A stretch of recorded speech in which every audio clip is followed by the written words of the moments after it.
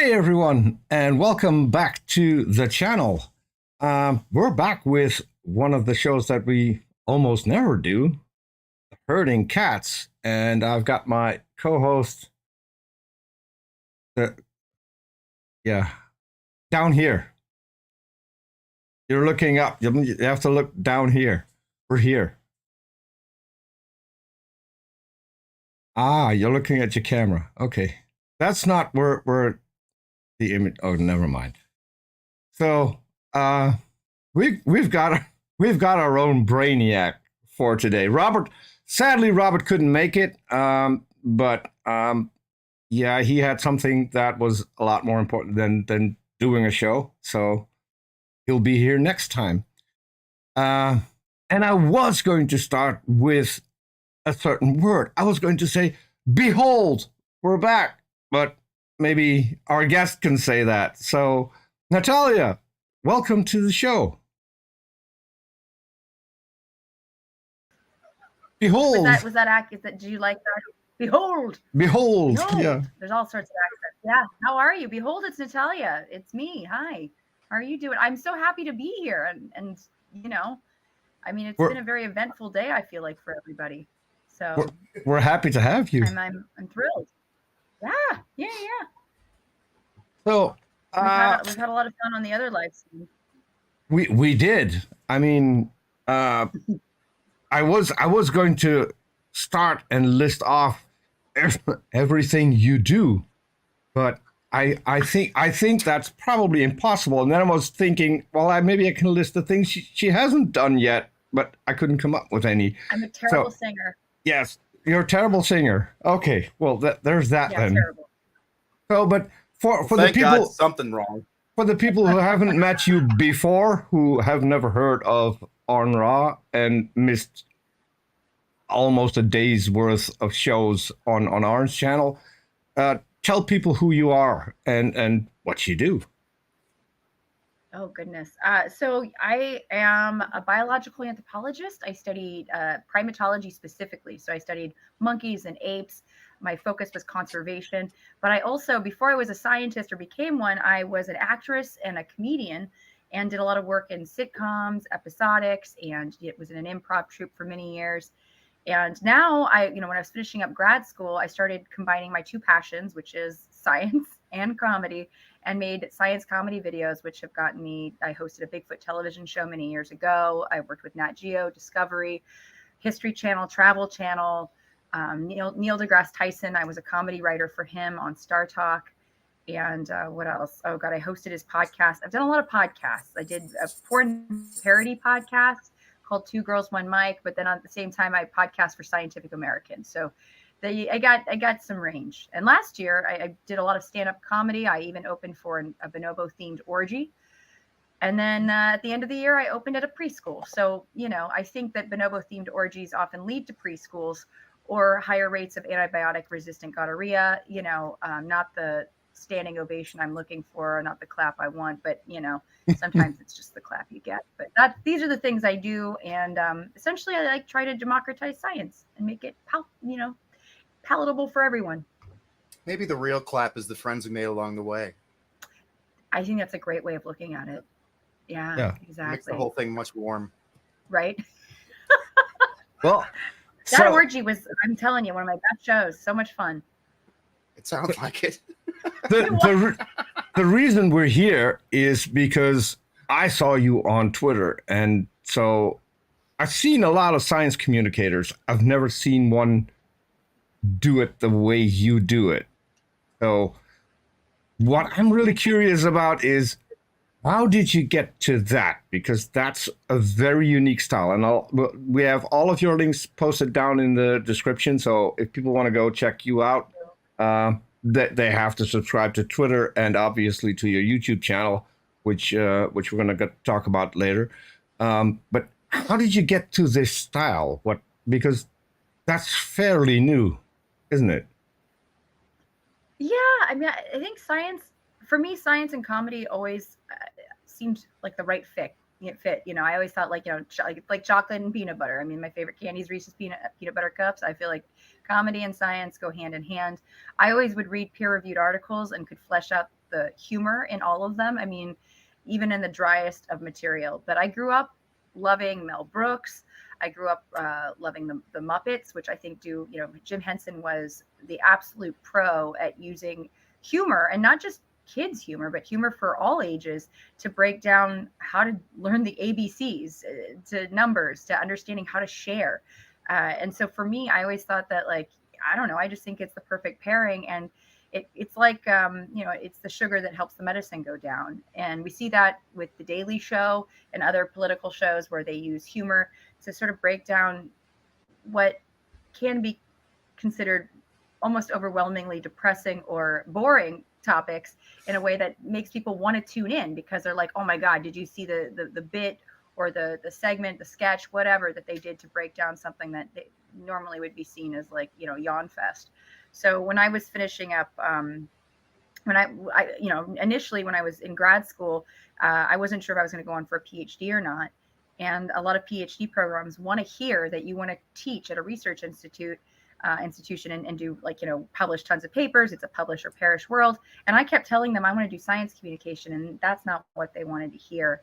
So I started pitching science comedy television shows and got a lot of strange looks in these rooms.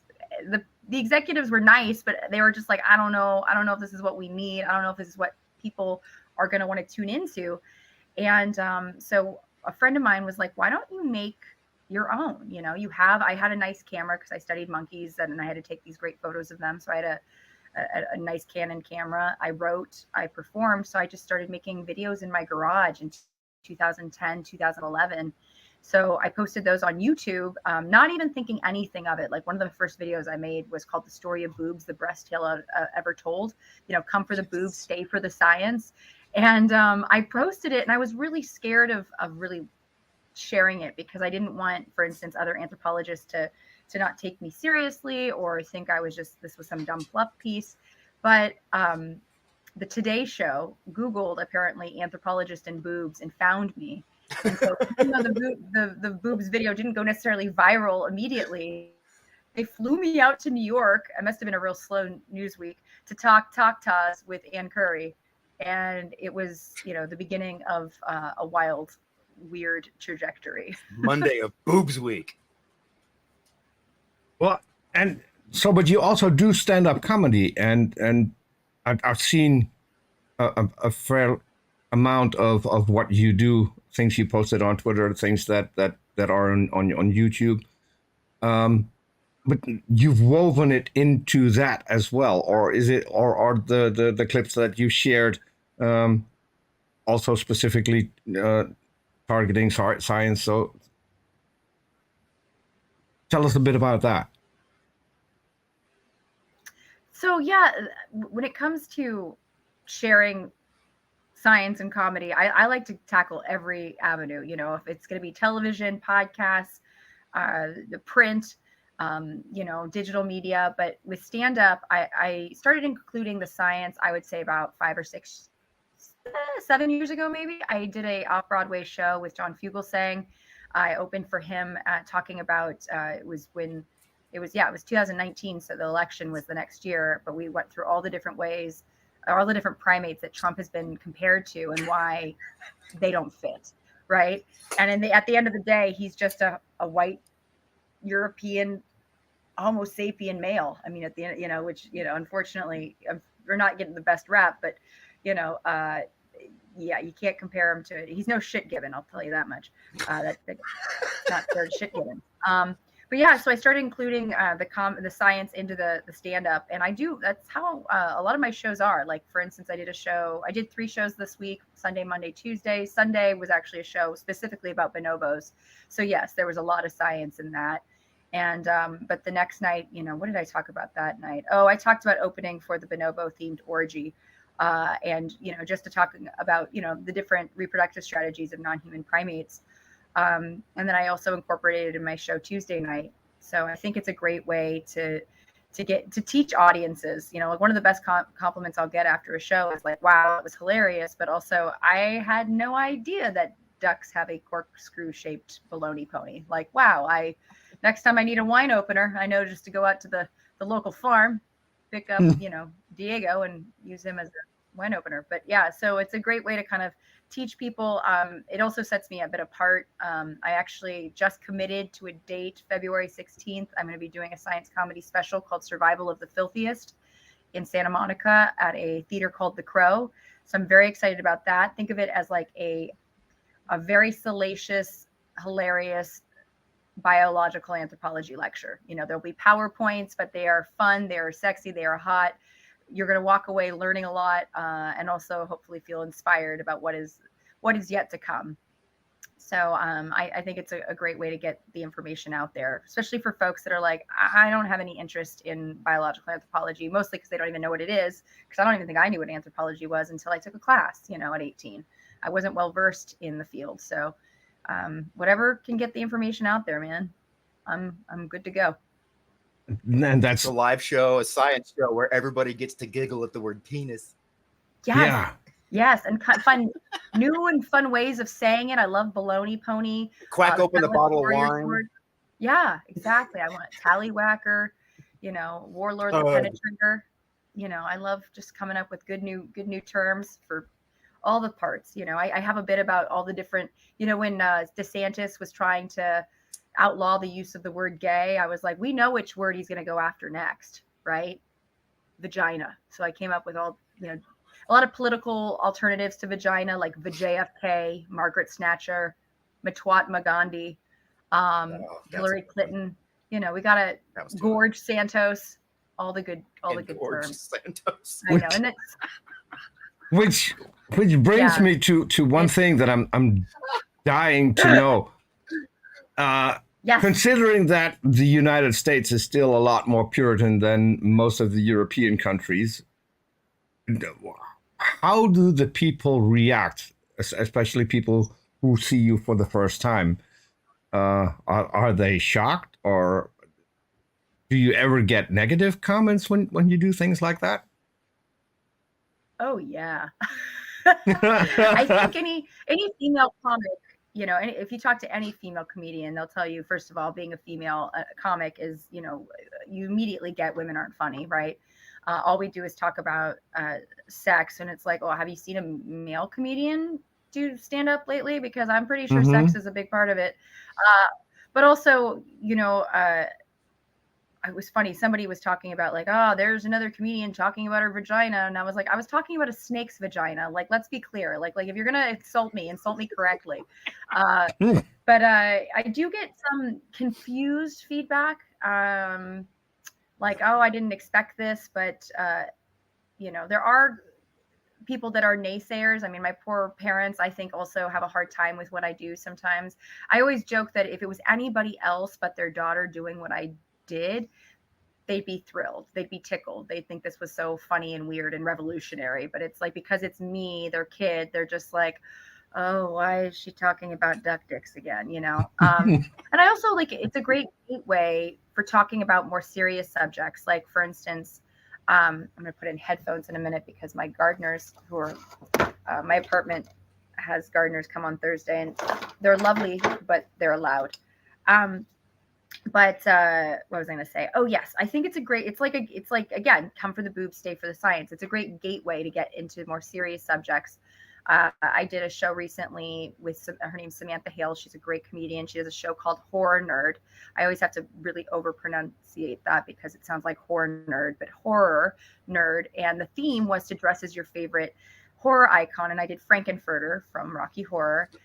So I talked about androgyny, and I talked about just also this idea we're seeing a lot with Kid Rock getting his rhinestone panties, and a bunch about Dylan Mulvaney, a trans woman repping a shitty light beer. It's like, okay, well, I'm seeing all this like rash of men online being like, where are all the masculine men at? Like the guys that are like our forefathers, So I break down, what did our forefathers look like? Because I'm pretty sure we had different forefathers, like here's George Washington, here's dresses when they were babies.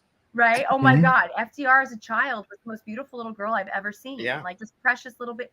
But yeah, I mean, that's the thing, is it gives you an opportunity to like talk about things that might not seem scientific or even like culturally relevant, or, sort of debunk sort of incel myths I did a thing on body counts the other night, and just about how body counts in the primate world just mean you have bigger balls, but also body counts are basically job experience, and let's give sluts a brand. They're not necessarily, a bad thing. They're just experts in their field of fucking, right? Let's call them what they are. They're the scientists of sex. They have robust sample sizes. They're very rigorous with their testing, They like to analyze data. They're really, They don't they're really all good at like what they that. do.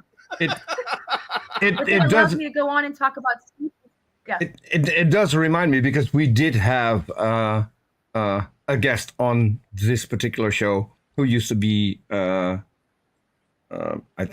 not sure, a stripper, and yeah, so she's written several books about her entire history with that kind of community. So I mean, it's a stigma. I'd still have this dream. Remember when the party of our favorite orangutan set up a press conference that they thought was in a very, very expensive hotel, and then ended up at the Four Seasons landscaping business. I would love to see something like that happen, where they book you as a science communicator for one of their conventions. That I mean, I need that in my life. Oh, the gardeners have brought equipment. This is the first. What are they using over there?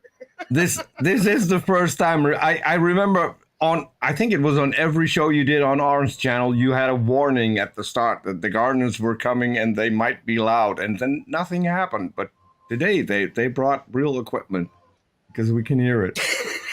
Yeah. Can you hear me right now? Yeah, we can hear you. Okay, cool.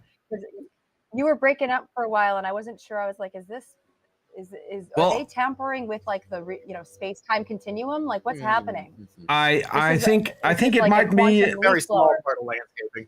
Yeah, I think it might be an issue with StreamYard, because your video at times is also a little bit choppy. So, but gosh darn it, there's StreamYard, get it together. There's not a lot we can do about that. Okay, at least now I completely lost my train of thought because of the landscapers.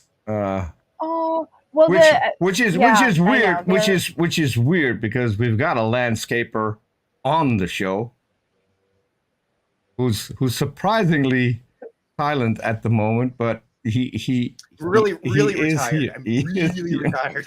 Wait, you tell me more. I want to hear. I did landscaping for 25 years. I did installation. Now you sound like Kent Hovind. I did landscaping for 25 years. Yeah, but I actually did landscaping for 25 years. The way you I didn't tell anybody that I taught it. I did teach it, but because I had a license. He still does. He tells me the things that I do wrong. So does he? Somebody's got to.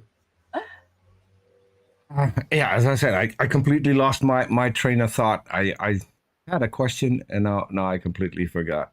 I'm so sorry. Yeah, the gardeners I love them. They're very sweet, but they don't ever stick to a schedule. And I swear to God, every time I plan something, if I try to do it early, they come early. If I try to plan late, they come late.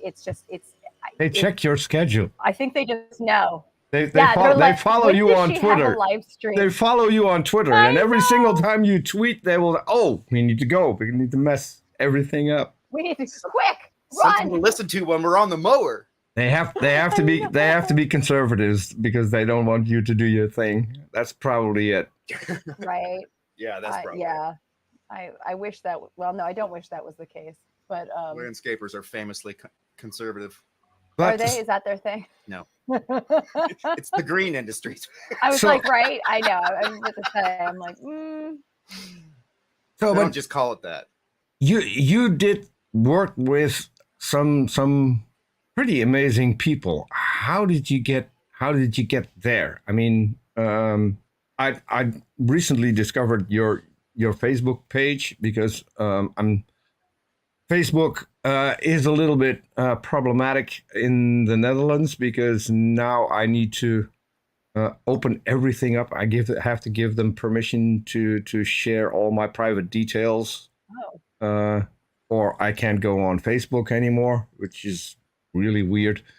Um, but I saw a picture of you and your boss Neil deGrasse Tyson. So how did you get to work with him?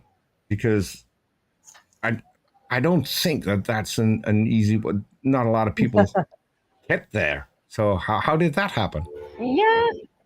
So a friend of mine, I have a lot of friends at the American Museum of Natural History in New York City, which is one of my favorite places in the entire world. Oh, Artemis is holding a dog. It's beautiful. I just have to acknowledge that. No, it's a good thing. This is great. I like telling stories while dogs are in my purview. But yeah, so the American Museum of Natural History, I have a lot of anthropologists there that are either, have been there for many years, one of whom has been a curator there for decades. And a lot of them were like, you need to meet Neil. Like, you make science comedy. This would be perfect. I, at that point, had done the Bigfoot Bounty TV show, but not just that. I produced a web series on YouTube called Talking Shit with Dr. Todd and Natalia as shoulder content, because all the science we did on Bigfoot Bounty was actually really fascinating science. We had a mobile DNA lab. We were using camera traps. We were using darting and collaring and all these sort of interesting conservation tactics. But we knew that the show, because it was Spike TV, was probably not going to showcase the science as much as the human drama. And so I did this web series, and my friend around November was like, you know what? We have our astro party. It's our big museum, astronomy party. You should come. I want you to meet Neil. And it was my friend Giselle Garcia, who's wonderful, great anthropologist. I'll tell you about her office in a minute because it's fascinating. But she was like, you need to come to this party. And I remember I used my miles because I was like, I don't have the money, but I was like, I've got some miles. I flew out to New York. I went to my friend's office in NYU, changed into a pretty dress, and then got my butt down to the museum. And Neil holds court. As you can imagine, a lot of the people that either work at the museum or friends of people who work at the museum come specifically to have their 5 minutes, 2 minutes, 10 minutes with Neil, right? And wasn't going to wait in line or, wanted to be a fangirl. I just was kind of bebopping around talking to my friends. And finally, when it died down, I went and got in the smaller line and was like, hey, I'm going to say hi to him. And the first thing he said to me was like, I got to ask you, why do you know so many people here? I said, oh, well, I do science comedy. And he said, girl, you need to hit me up. And I remember being like, and the person behind me, I was like, did he just say what I think he just said? And they're like, yeah, he said that. And I was like, okay. And so we ended up talking for like 15 minutes at that point. And then I ended up closing out the party because, Giselle's good friends with him, just drinking wine and hanging out and talking, just shooting the breeze. But that meeting was kind of what solidified, the fact that we wanted to work together. He was like, I need to have I need a comedy writer that knows science on my show. And I said, I would 100,000% like to help you.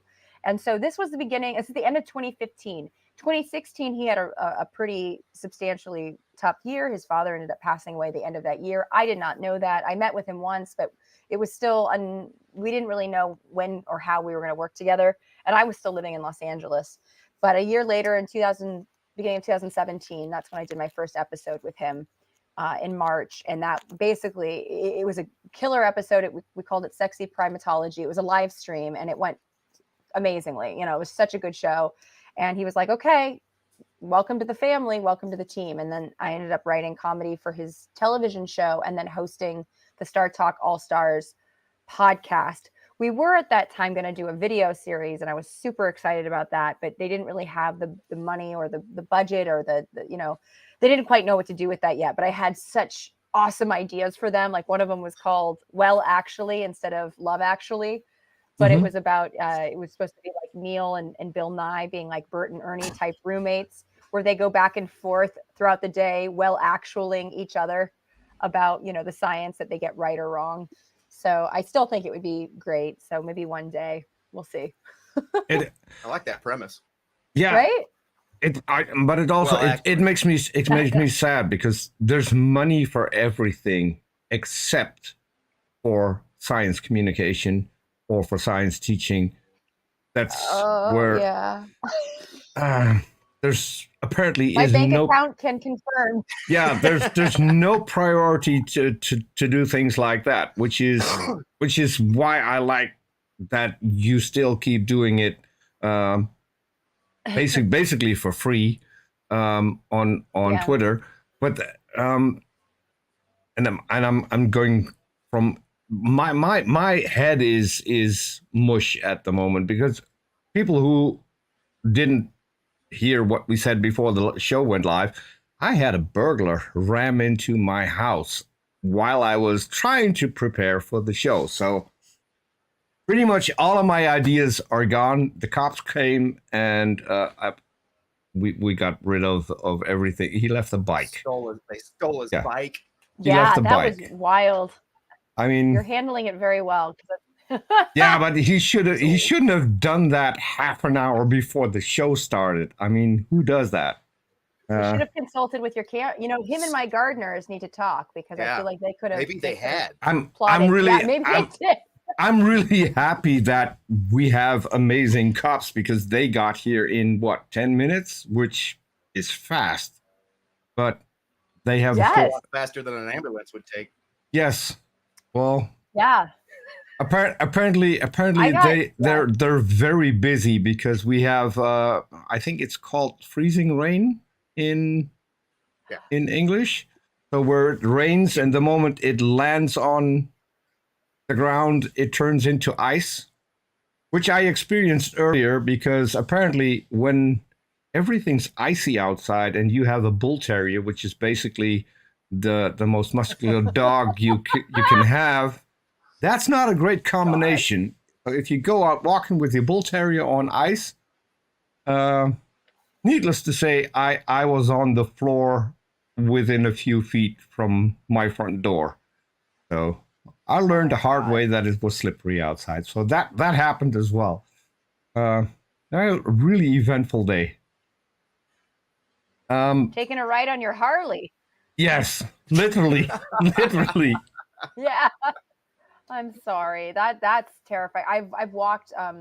My co-host on Bigfoot Bounty, his name's Todd Disatel. He has a Rhodesian Ridgeback, and I used to walk the dog during winter, and I've almost gotten killed so many times because he had a bunch of steps going down from his house in Yonkers, and I swear to God, I remember almost eating shit so many times. And being like, if I get paralyzed because of this damn dog, and I love animals, I'm just like, But yeah, that's terrifying. You don't need, and like a burglar, that's like, I know that you live kind of remote. That's scary that you've got, I'm glad they got there so quick.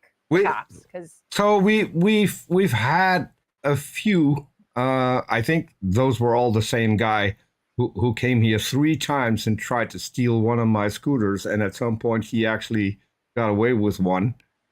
But again, our cops are amazing. They got him within 10 minutes, so the next day I could pick it up from the police station. So, but it's weird that they can even find us here. I mean, there's no one here. I have no clue. But apparently that's wild. The cops. Yeah, it seems to be that they're targeting now, at least here, they're targeting people who live in the more remote parts, because you're less likely to be seen when you burgle them, which is why we have a ton of cameras. So we can literally see everything, and we get a warning that something's coming. So that helps. God. I think we can all appreciate a warning when somebody's coming. Yeah. especially when the courtesy warning. Yeah. You're kind of on your own when you're out here. Not the face. Yeah. Well, I live in Burbank, illustrious Burbank, California, and I was telling Artemis before the show that I had been stalked by my ex-fiance on bike. He didn't have a car, so he stalked me on a bike, which was kind of laughable to begin with. I mean, but bike in LA is funny to begin with. It is funny. It's funnier than walking. It really is. It absolutely, yeah. And I appreciate a bike as much as the next person, but it's tough here in LA. It's a death trap. And so, but I told him, he'd already been told, please do not come here. We are done. And he showed up at my house on my birthday or right before it with a bike. He like had a bike. I don't know what his obsession with me having a bike was. So we could, I don't know, ride bikes together in Los Angeles and get killed. But he tied it up to a post in my courtyard and I watched him do it. And he would like, it was creepy. He would play like loud, angry revenge music and he would rip up rose petals. And I had this my neighbor's mom was like Rear Window. She would just sit and watch everything, all the happenings in the courtyard. And It was my dad. Is that, oh yeah. You always need a guy just be like, what's going on? Wow. What's happening? He wasn't that guy. Oh, okay. Oh, okay. Because I He would walked just out. tell everybody about you. Oh, he would. Oh, okay. No. She like I came outside and I was crying because I was scared because this was stalking behavior, and so she waved me over and she was like, "Come here, baby." Like gave me a big hug and she's like, "You got to do something about this. You need to call the cops because this is getting scary." And so I did call the cops and I told them what happened, and they're like, "He got you a bike? That's a nice thing to do. What's your problem?" And I was like, "No, It was the other shit, asshole. No, that Sure, was the bike was great. That the bike was stolen. Like, he didn't buy that, Exactly. like, I mean, but anyways, it was really frustrating that, the response from the cops was like, you take care of it. And like, it sounds like you're being an overreactive woman. So instead I just got my friend's boyfriend at the time, who was a sheriff. I had him on speed dial. That was how I dealt with that. Always good. It's always good to Yeah. have Got along friends. really well with LA County Sheriff. Yeah. Well, All of my friends are on the other side of the law. I mean, judges and shit. They're There you useless go. to me. None of them are here. I have a DOJ friend that's a judge in DC, which does me absolutely no fucking good. Got a friend who's a investigator for the DOJ in Indianapolis. Does me no fucking. I'm just, I got friends in all the wrong places, literally. I got great friends. They just don't live where they need to be living. Would you like a primatologist comedian friend? I could do absolutely. I could just supply you with lots of monkey sex facts, and that's about it. So, if you're at a zoo and a monkey escapes, I can kind of tell you what to do. I am within about a mile and a half of the children's zoo, and it's full of monkeys. So, is it? I was like, is it filled with children? yeah, it's a children's zoo. Got it. Yeah. Yeah. I mean, kids are like monkeys. My dog loves it over there. She's already been over there a couple times. Oh, She runs away. yeah. And apparently the sound of peacocks and monkey poop just right to the zoo. The Yeah. wind's got to be blowing just right, but it happens. It happens. You get a waft of totally. zebra every now and then. Ooh. And giraffes too. Yeah. Zebras. Yeah. Like pig. Stink. Really? Okay. Yeah, it's really foul. Yeah. I mean, ungulates. They're all, which does remind me, Artie. I watched a giraffe pee once. That was impressive. we're missing someone. I'm just saying. Teddy? No? Everybody's already seen Shady. Yeah, Shady and Eddie, but we're missing Carl. Where's Carl? Oh. Carl's out front. We have a substitute. I'm looking at the amount of beer you have there. What are you planning? Oh, that's there's way more than you can see. Yeah. This is my sound absorption system I've got going over here. Ooh, okay. Beer. It used to be empty boxes, and now they're full of bottles. Oh, nice. See? It gives it more gravitas. Yeah. So Can you see? I'm on. Yeah, I can't see the comments. Are there a lot of comments? I realized that I don't have access to them, but well, they're not showing. You should have even in StreamYard. If not, I can. It's Copy. okay. I can also just have the YouTube window open up. Here's a link that will open up okay, cool. just Sweet. the live chat. Oh, good. Okay, cool. Sweet.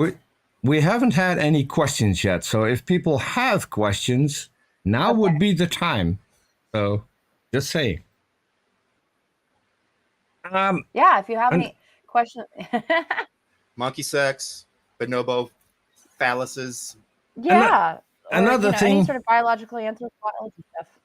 Another thing, you are about to start doing more with your YouTube channel, because Yes. tell us what's going to happen. Because you're helping. It's Oh wait, he helps people. No, it's my fault. He does. No, it's my fault. Yeah, I know. Well, it's your fault in the best way.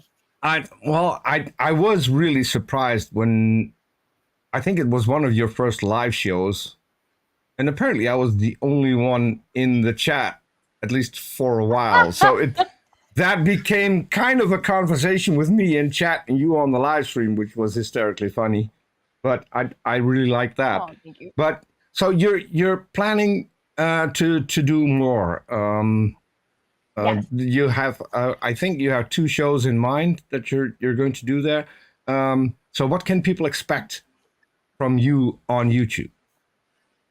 Mayhem, absolute chaos. Band? Just, carnal. Wait, we talking about electric mayhem? Yeah. Oh, yeah. You're a good Muppet fan. Callback. Yeah, good callback there. Oh my God. I love, actually one of my favorite episodes on Star Talk was when he had Frank Oz on. And this is He follows my Twitter account. No fucking way. I'm so jealous. I'm so jealous. So on Star Talk, I wasn't guaranteed to be a writer on every show. And that was kind of the frustration. When I moved to New York, I thought that I had this steady, lucrative job on Star Talk, and it was neither. And I thought I was going to be on every episode, and I was super excited. And then they're like, oh, no. And so I had to campaign. By the end, I was on every show, but I had to really fight. And for Frank Oz, I had to really fight. But I was like, you guys, I am the oldest person in that writer's room. And I'm the only one who really, really grew up with, like a rich diet of Sesame and Muppets. You know what I mean? Like Emmett Otter's Jug Band, like all the things. Like I was a huge Muppet file. So it was great because I actually got to make one of the bits. I had a Neil puppet made, a Charles Liu puppet made, and then it was Adam Conover, who was the guest that time. So he had a puppet too. So it was great. But anyways, I don't even know where my mind went. Mayhem. What to expect from yes. Okay. Boop, boop, boop. So yeah, the channel, I plan on doing Behold Natalia. So I've kind of come up with this character over time. I've done this for a long time where I do this. It's just bad transatlantic, like a David Attenborough, but terrible, persona. But it's become Behold has become my tagline over time, unintentionally. It's one of those things where it's like, I don't know, I guess that's my thing now. I guess I did that.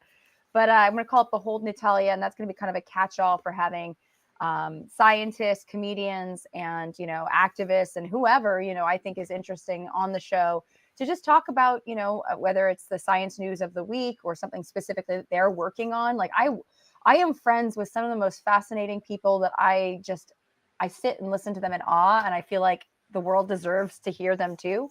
So I'd love to share that. I also have a lot of hilarious friends, and we have, I think, fun takes on the world. So we're going to be including that as well. And so Behold Natalia is going to be kind of more of the just the catch-all. I also have a podcast called Science for Social Change that I'm going to be releasing, that I might record some live streams for that. But most of that, I think, because we want to have really good video quality, it might be more of that might just be posted on YouTube rather than be a live stream.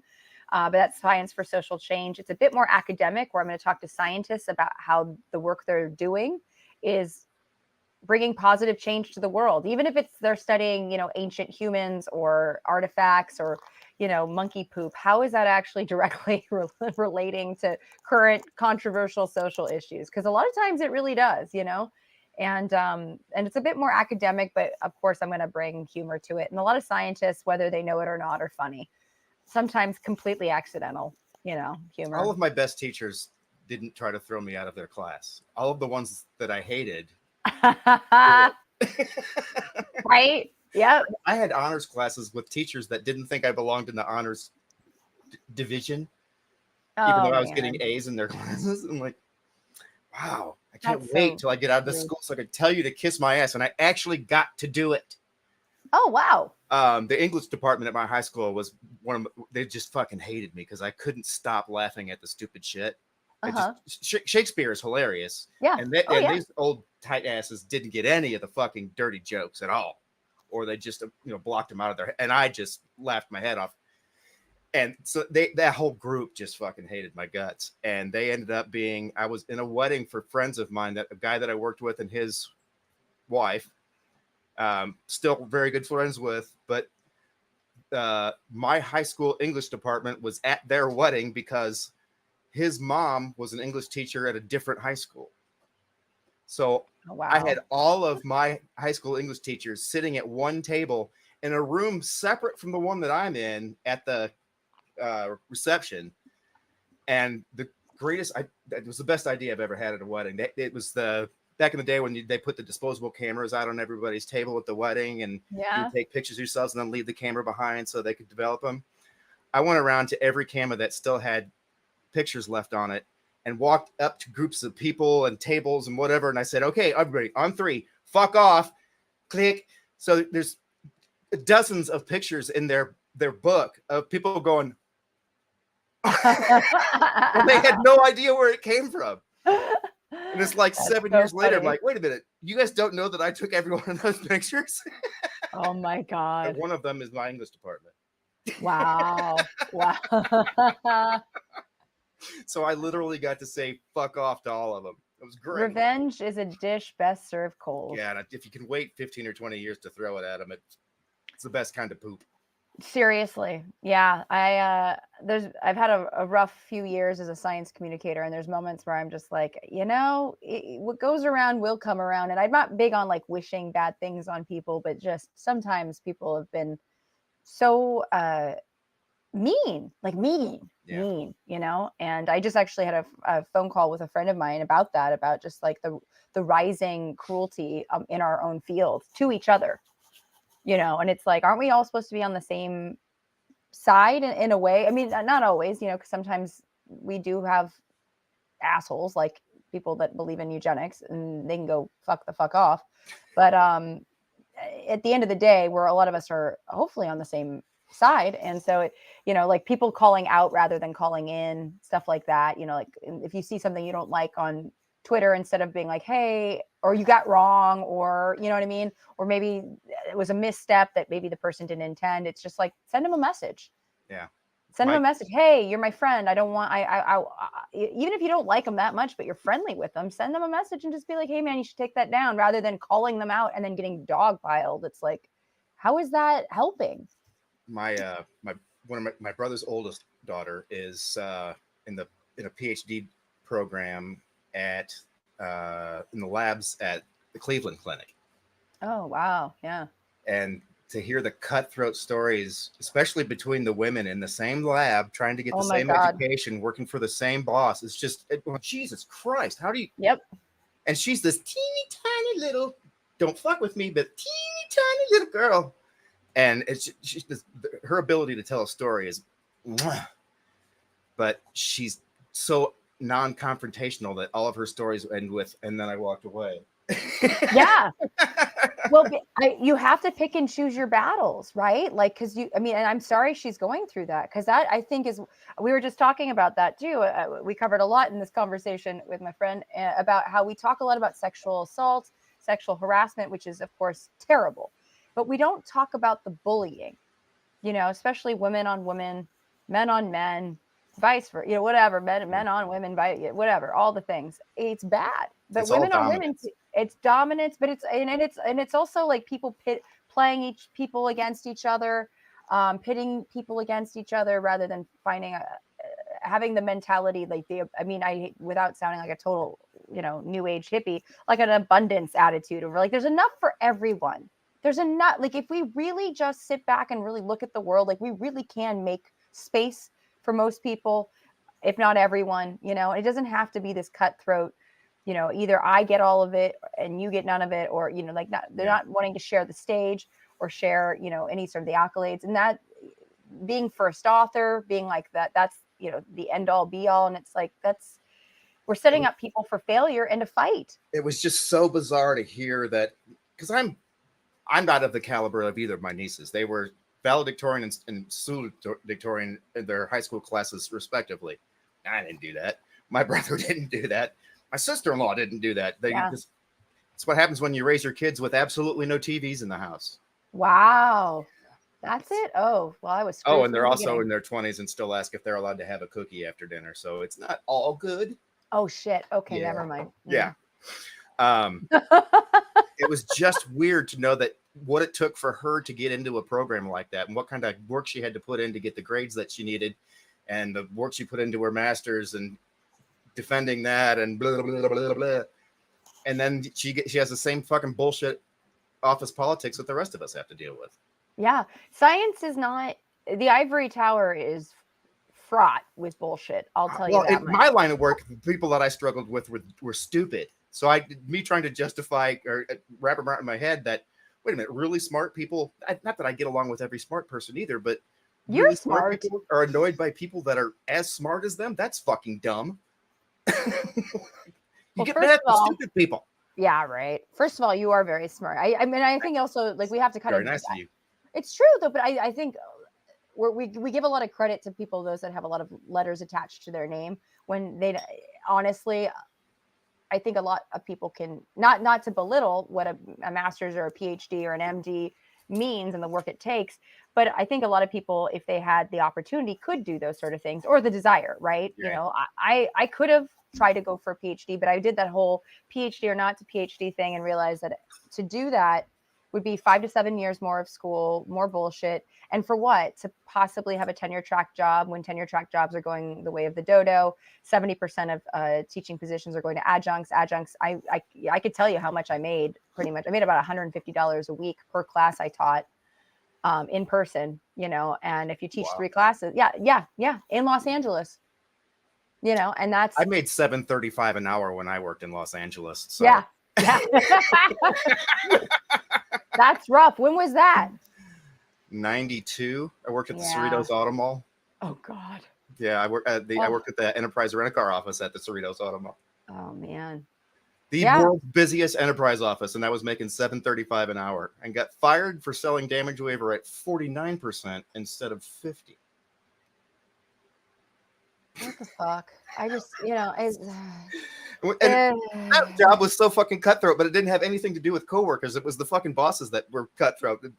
Everybody in the office got along fine because we all had the same bullshit job, basically. It was to deal with one of these assholes that came in pissed off for one reason or another. And I got really good at that. But yeah, they fired me because I didn't sell enough damage waiver. I'm like, I'm intentionally getting the angriest customers because my manager won't talk to them and tells me to because I can. Of course, I'm not selling damage waiver at 75% like this dumb motherfucker right here. But yeah, it was. I had a wonderful 18 months in LA. Yeah. Oh man. I had a dead guy fall into my backyard after 3 of my neighbors shot him. Wow. You know, now I feel completely left out. The guy that crashed into my house just walked away. I mean, it's just sad. But we have a question. This guy where was the commitment? I thought he was coming to kill my neighbor, and instead he's over my wall, and every one of my neighbors. I woke up in the morning. The sheriff's department was there. Like, do you know anything about the body in your backyard? I'm like, the what? Nope, no idea. Wow. Didn't see a thing, officer. Yikes. So we have a question from the chat. I already know the answer, but so Skullbeard asked a question which might be interesting for people who are watching. He says, I don't often have time for YouTube.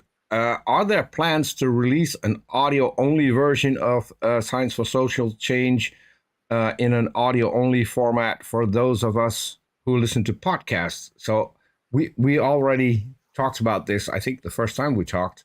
Yeah. So. And hi, Skullbeard. Skullbeard's a friend. So thank you so much for tuning in because you're awesome and I appreciate it. And he also has some Skullbeard is awesome and has some very brilliant children himself. So one of whom I just did a little pep talk for, because she's going off to school to be a scientist. But yes, there is going to be an audio only version for Science for Social Change. It'll be available on Spotify and Apple. So I'll be releasing it probably right now. I'm trying to get like at least 3 released the first time out, maybe 4, trying to get the a big batch out, and then once a week after that. And the first batch, I feel bad. It's not, I don't want to speak ill of my own podcast, but we recorded it at a conference. So the audio is good, but it's not as great as it can be because we were in a conference room and we had a professional recording it. But I'm such a stickler for perfect audio that I'm like, gosh darn it, you can sometimes hear when they touch the table. More beer boxes. More beer boxes. Yeah. But I'm very excited about it. Like, just to give you an idea, some of the people that I interview, my friend Kim Congdon, who was running a cadaver lab at Toro University in Las Vegas. We talk about how to ethically source human remains for med students. I talked to Chris Stantis, who's a bioarchaeologist who does really awesome work about how to transport human teeth through TSA, and just like, how do you do that without totally creeping out, the TSA agents. Don't wear them around your neck. Right, exactly. That's a good start. That's a good start.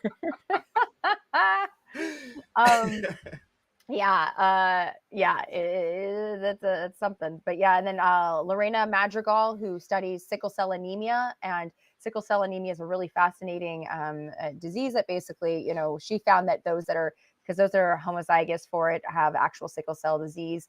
Those that are heterozygous or carry it but don't technically have sickle cell, but she's seen illness in those that are heterozygous, and she's doing this amazing research to try to get to the bottom of it, because it historically affects those that are closer to the equator, Black and brown populations, and so those populations are generally ignored in the medical field anyways. So she's really trying to bring, shed light to it, an illness that needs to be, given the same time and money and funding to do research. Yeah, if we're going to bother to spend the money to try to knock down malaria, we ought to be trying to knock down the thing that is a result of malaria. Yeah, exactly. And but also just understand that, like, those that have, just one that carry the gene, they're not necessarily have sickle cell. They still have high risk factors for other illnesses, and how do we combat that? How do we properly educate people so they know, okay, even though you might not have sickle cell, you still might be high risk for other debilitating illnesses or death in some cases, people, exercising before a game or something, or practice and just dropping dead. What else we had? I interviewed another scientist about, her research, and she also actually did research on BCI, or Barrow, Colorado Island, and was unfortunately the victim of sexual assault there. And that it kind of got buried by the Smithsonian. And so we talk about how do we combat sexual assault in the field and harassment, because it's a huge problem. When you're going and doing research in a faraway place, you're 18, 20, 25 years old, you're dealing with older academics that might be praying. It's not like the Smithsonian doesn't have resources. Right? Yeah. They call Barrow, Colorado Island, or BCI, or it's the Stry Institute, but they call it Club Fed, because it's like one of the nicest, bio research labs that you can go to. It's really, I remember it had warm water. It had hot water. I was like, I could live here. This is amazing. I did research in an area that we didn't have hot water. So I was like, this is great. I love it. Sign me up. But and I'm planning on interviewing a bunch of other folks for Science for Social Change. I'm friends with a lot of science communicators, but also my friend Beth Pratt, who did a lot of work with P20. If you know who P22 was, our mountain lion here in Los Angeles, it was mostly because of Beth Pratt's advocacy. And so I'm going to, interview folks like her and other really cool researchers that are, again, doing great work, and also comedians that are doing, their own activism. Well, Hostetler. And you can cross-pollinate with Arn, because Arn has also had a few amazing people on his channel. And if you want someone who's actually capable of being funny. Sean Carroll is a great guy. I got to do the show with Sean Carroll. The first thing he did when he joined through StreamYard is pull a prank. So yeah, he might. What did he do? See, and that's the thing. I completely forgot, but I did. He threw me off when he came on, and I do the can't. fake muted mic. No, I completely forgot. I have no clue. Oh, you sound a lot better this way. That works. That works. Works for me. But I used to have notoriously wonderful internet, and our friend here did a what would you call it? A meme. He did some artwork of brain freeze. It was me in blue with white beard and icicles, and the whole I did thing, that. I did that because you Mid- always froze when we were doing a live show. His video always froze, which is why we called him brain freeze. I'd be in the middle of some impassioned something or other, and then he would just go. This. So now we just need to teach you how to center your camera so you're not off screen half of the time. But otherwise, you're a great co-host. Well, see, the problem with that is I can center it, but then I'm covering up everybody that's on the screen. And I just end up crossing my eyes and staring into the camera. That's not how that works. That's not how that works. What do you think? I made that shit up? No, if you turn your camera, everyone else stays in the exact same position. That's not how that works. I am crossing my eyes. Yeah, you need to arrange your stuff better. We've talked about this. You're not fucking. Should I leave you two alone? It sounds like a lover's quarrel. You see how good friends we do this in front of people. Yeah. I'm like, wow, okay.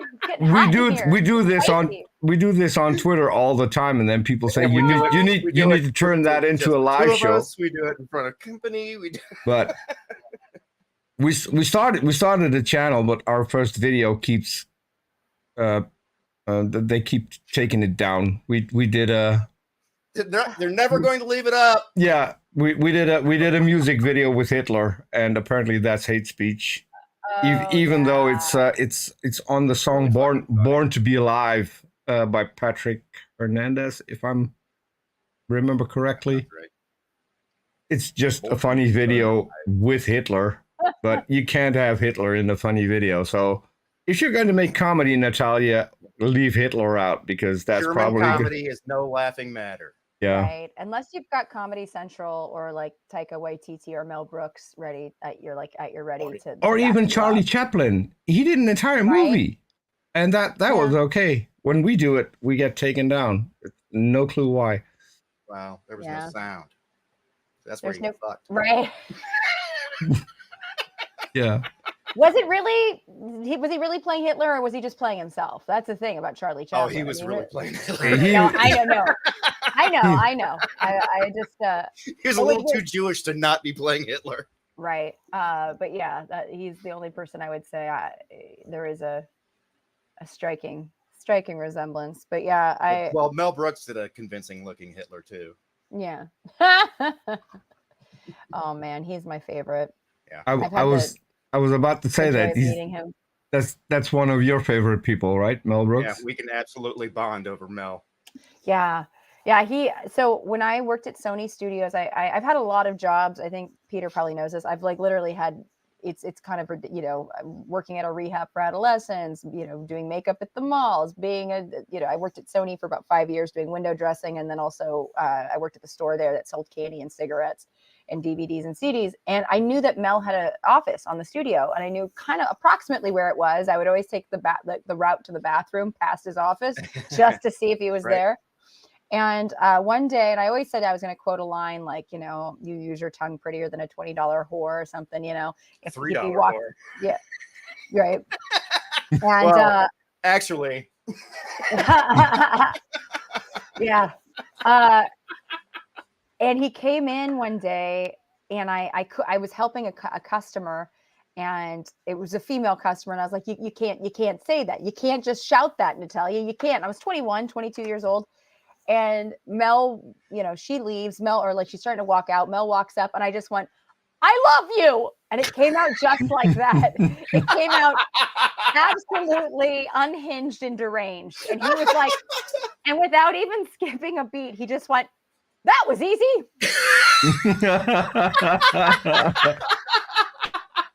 And it's great. It was the best. And I was like, and then of course I just vomited. I just vomited at him like, I love you so much. I've been in love with you since I was a child. And he was just like, oh my God, like slow down. Where the white women at? Yeah, exactly. Yeah, she was right there losing her shit. Somebody's got to go back and get a shitload of dimes. Yep. That movie. Oh my God. And he was so nice. He let me ask him a fucking 1,000 questions. Like at one point, I could tell he was just like, okay, this girl's just going to keep, and he was so gracious. And I remember I asked him, one of my favorite parts of Blazing Saddles is when Mongo is writing in and there's this man that is, basically like a Latino, like a gaucho, and he's turning the corner and he goes, and he's drunk and he's like, Mongo, Santa Maria. And then he kind of goes, and then he like runs off. And it is the funniest thing. And I used to rewind that. I almost broke my VHS copy at age 11 because I rewinded it so many times in a row. And my brother was like, let it play. My mom and my dad are like, Natalia. It's like, I'm very out. It slows down and the colors get real white. Yeah. And I'm extremely OCD. And it's so like obvious that I am when I do things like this. I literally watched it over and over and over again. And I was like, who was he? And he was this guy. He was a comic that he saw at the Comedy Store that he was like, he just wanted to throw him a bit part. And I was like, that part changed me. You know what I mean? I can remember seeing that guy on Johnny Carson. Really? Yeah. I knew who he was. I wasn't allowed to watch those movies when I was the age when it came out. So however old I was when I was finally able to watch it, 13, something like that. I had seen that comedian in that span, that between 76 and whatever. So I recognized him as that almost immediately. I'm like, oh my God. He looks, oh shit. And I think he's in Robin Hood Men in Tights too. Is he? I think he's got another bit part in that. I will rewatch it because I just remember again, I watched it so many times. Mel was just so sweet. And he and the way it ended, which was so sweet, was he said, like, what, are you an actress? And I was like, yes, I am. And I would love to work with you. And he goes, we'll work together one day. We'll definitely do it. And the thing that's tough is years ago, so for years, I'm like, okay, how can I make this work? And so in 2020, I came up with History of the World Part 2 with Mel and Nat, like basically where it was like I wrote it as he would be like Bosley from Charlie's Angels, and he would just be sending me out on missions. Like, I heard that I watched this show and it said the aliens built the pyramids. What's up with that? And it's like he sends me on this mission, so it would give him the least amount of work to do, right? You can do the whole season in one day. Exactly. And so I pitched it to a few places were like, this is amazing. But unbeknownst to me, Nick Kroll was also developing his own, History of the World show. And so that, and unfortunately this is again, 2020. And so I got meetings, but like nobody was buying or making anything. I don't think Nick Kroll was that funny.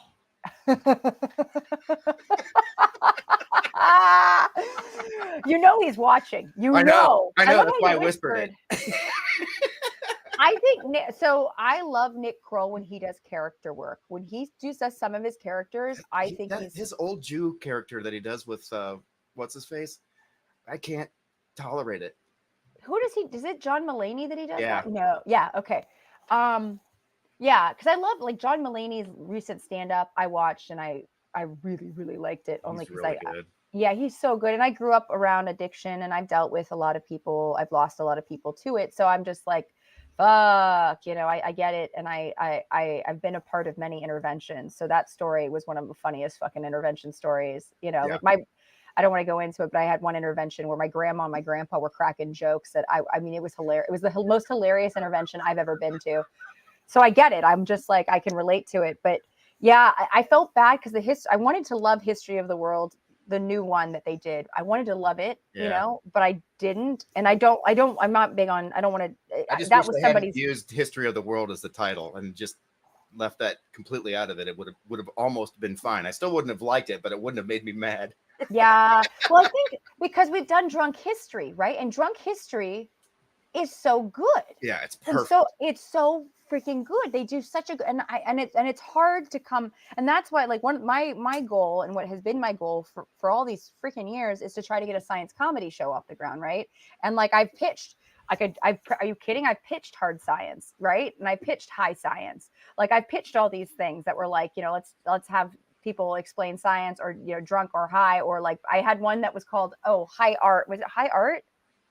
What was it called? I had this one show where it was like people had to get, you know, I'd have celebrities going to get high and doing, oh yeah, high art. Yeah, they'd have to get high and do art, like, but funny art, like scrapbooking, like, you know, interpretive dance, like all these dumb things. But anyways, I love the idea of doing a fun science, like a science comedy show with sketch comedy. And like, I think the Muppet Show meets Pee-wee's meets SNL meets Conan, just like a fucking weird ass show.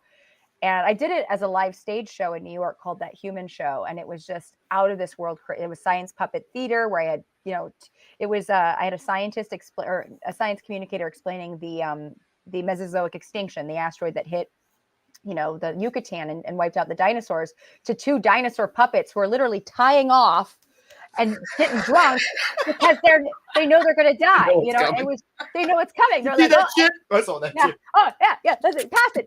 Yeah. They're like, what does it fucking matter? We're all going to die. It was so funny and so good. And I was so mad because it was like, I couldn't afford to keep going. Like, you know, and I still would love to do it here in LA. There was Between Two Urns instead of Between Two Ferns, where we talked about dead that would shit. be good too. There was Who Would You Rather, you know, Animal Edition, which is, you know, a little fraught, but whatever. And That sounds exactly like something Steve would do. right, it was 1-800 science and chill. There's always the correct answer to these. Right, there really is. Fuck, marry, kill: a giraffe, a frog, and a hippo. Go. I'm definitely fucking the frog because I've seen it and I know it works. Yeah, I mean, did you ever see the bonobo, or I think it was a chimp that was that? Yeah. Yeah, Fuck it to death. that was. Yeah. Yeah, that happened. Also, one of my favorite lines from any movie ever was Bruce Willis waking up in the back seat of the car in The Last Boy Scout, and his phone rings and he answers it, and he's hello, and he said, "Hey, it's blah blah. What'd you do last night?" And while the guy's talking, he picks this dead squirrel up off of his chest and throws it out the window. The movie starts with these kids on bikes rolling by, seeing him sleeping in his car, picking up a dead squirrel, throwing it on his chest. Oh my god! So he's talking to this guy on the phone, and he picks up this dead squirrel and throws it out the window. He says, "What did you do last night?" I said, "I think I fucked a squirrel to death."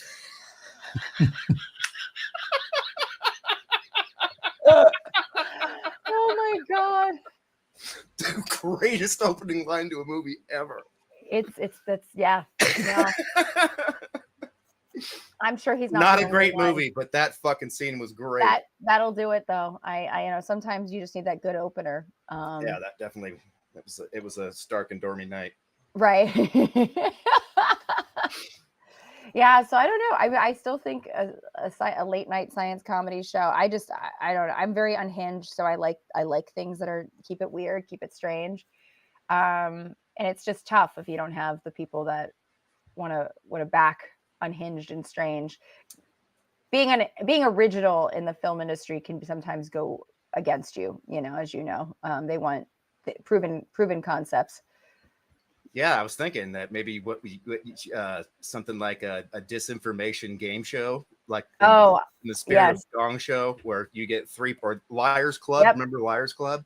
Yes. Everybody's talking about something, and the one that's telling the truth is blah blah, and the one that makes up the most bullshit is blah blah. There was one going around that was that because I pitched misinformation, like, you know, I'm misinformation. And I know that there was a game show that was, or like a game show concept that was about myth, like different pseudoscience, and you had to pick the one out that was, you know, like, you know, all challenging science, and one of them is complete bullshit, and the other two aren't. Yeah, which would be great. I mean, there's so much that can be done, and it's, you know, like, again, it's tough because I've pitched I made a list actually. I got a new agent and manager the end of 2022. The manager, it was very funny. I got this manager who's like a big time manager. Everyone was like, wait, what? I was like, I know, what? But then they never returned any of my emails. So I don't think they're my manager. It's I had one meeting with them and then or two meetings and then that nothing. And I'm like, I don't think they're my I don't know. But what I did you for them. Working on a draw? Is that? It's not a commission. It's working on a draw. It's so crazy because I'm just like, I don't know. Like, what do you do? Do you ask them like are you my momager? Like, I don't know. Like, what do you like? Mother, may I?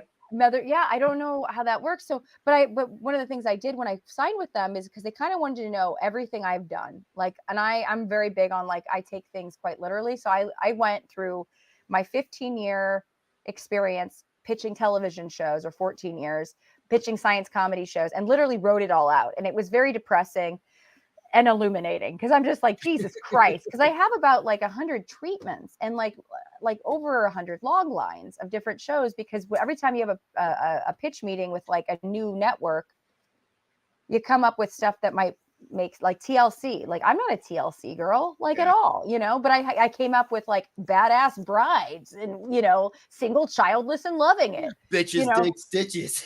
Right? Right? The only thing, was what is the line from Marriages? Something borrowed in blue or something. The only thing blue was his balls. I don't know. But it's just frustrating because I have done a lot of this stuff, I'm like a little idea machine, but it's until somebody is like, yes, you just kind of have to deal with a lot of no's and just keep going. Just kind of like a little shark, okay, well, that didn't work out. Let's pivot.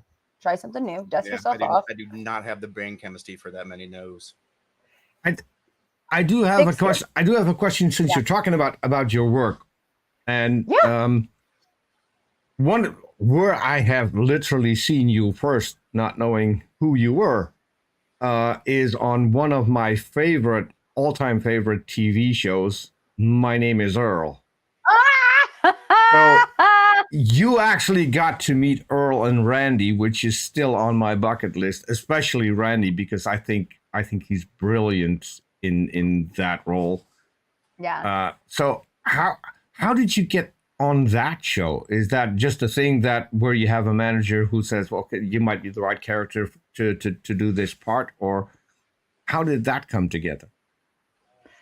That's a good question. So, for years before I became a scientist, I was an actress that had an agent and would go out on auditions. But a lot of times, and this is not meant to throw my agents under the bus, but a lot of it is a lot of actors have to go to workshops and things like that and really hustle.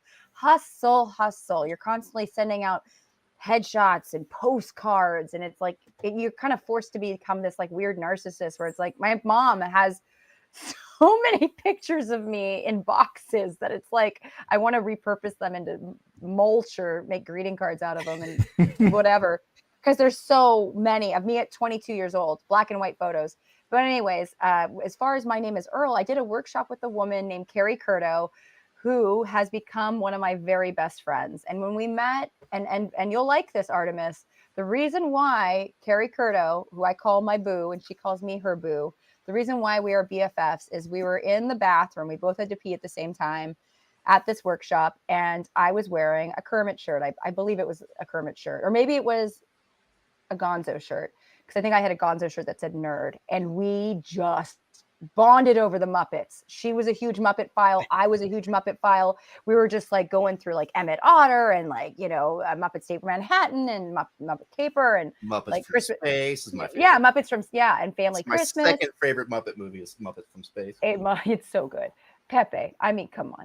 And so and even Muppet Christmas Carol, Tom, really dead Tom, really dead. I mean, and Tim Curry and my cocaine. By the way, my cocaine is my drag king name. But anyways, we bonded over that.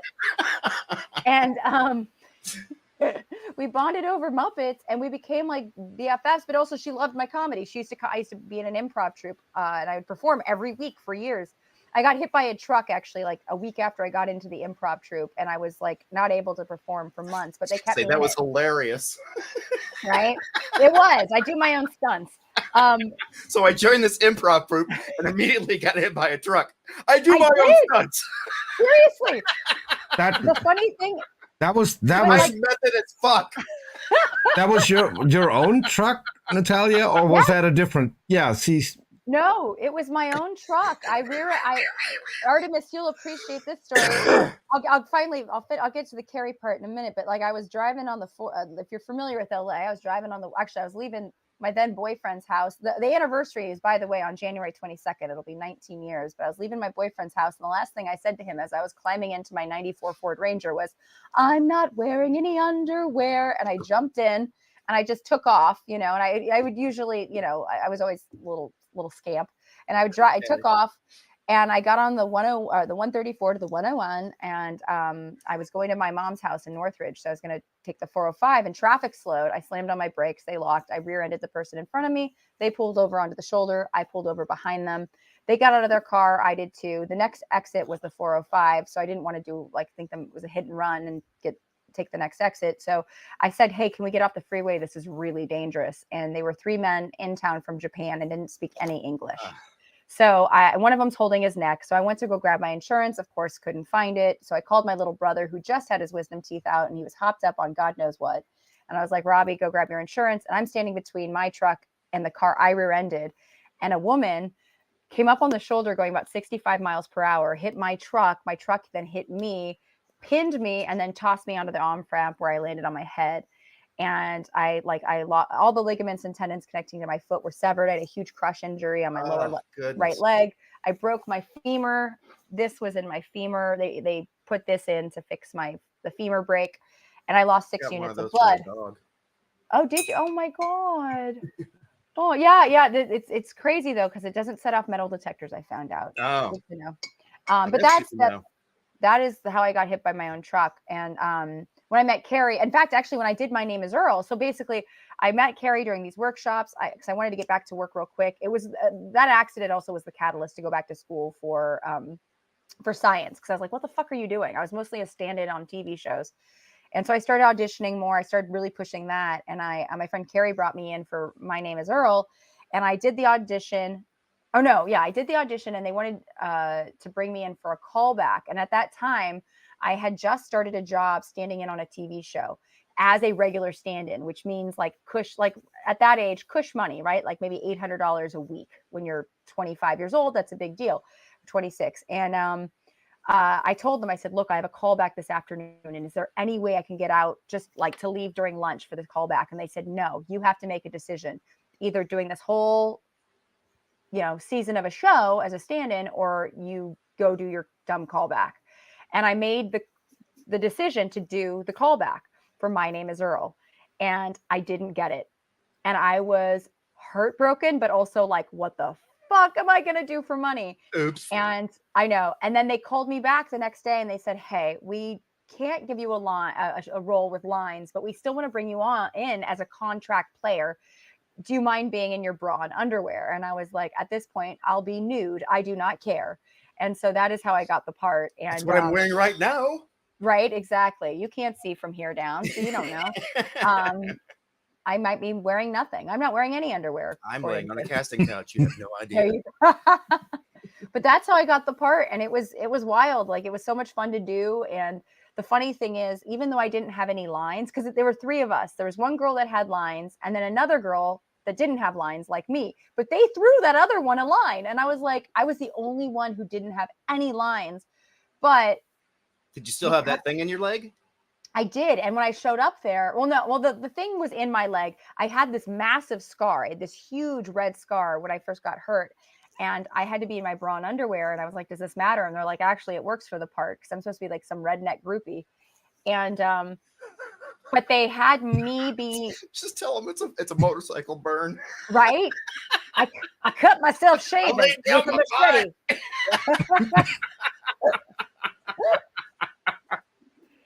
Basically.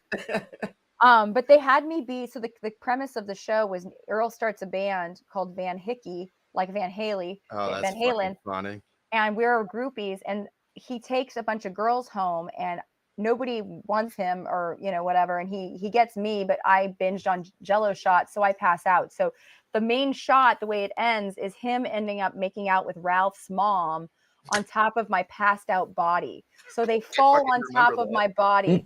Yeah. And I'm like in my bra and underwear, and they shoot it from an angle where I look like I'm a chubster, which is, you know, for a 26-year-old girl, I was just like, oh my God. But now it's comedy. It's like, look, it's hilarious. It's so funny. But that's how I got that. And ironically, that was what showed in all the commercials too, right? Like that, they went with that thing. So it actually got a little bit more airtime. So that's how I got that. It was one of the funniest scenes of the entire show.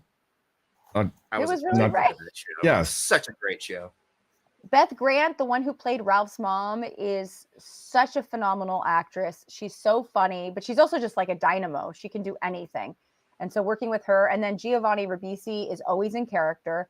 Like, so even between takes, he was like super flirty, which was like, are you kidding? I watched My Two Dads. I was like dying. I was like, oh my God, it's Giovanni Ribisi and he's flirting with me.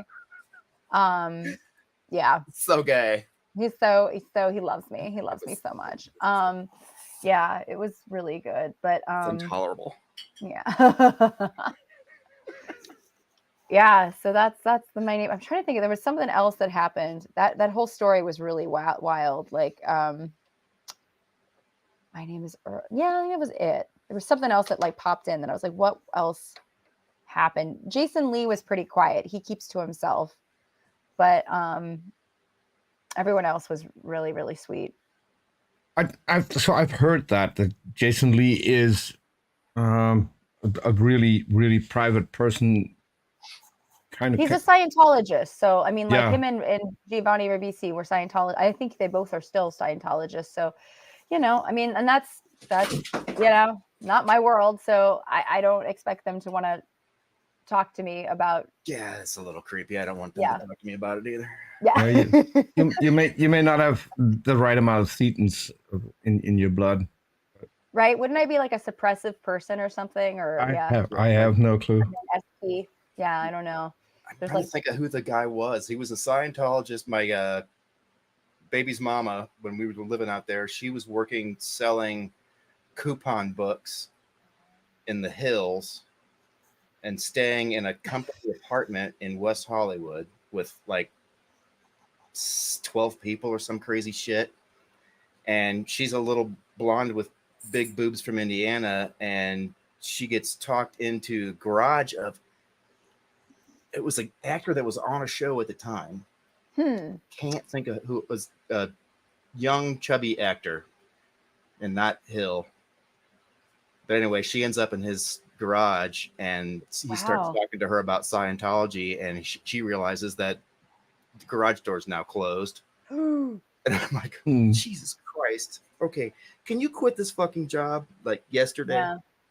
Everything about it was so culty and freakish anyway. Everything about that job was just horrifying to me. Wait, was that like one of those was it the coupons? I did that for a hot minute. I'm telling you, I've done like I did.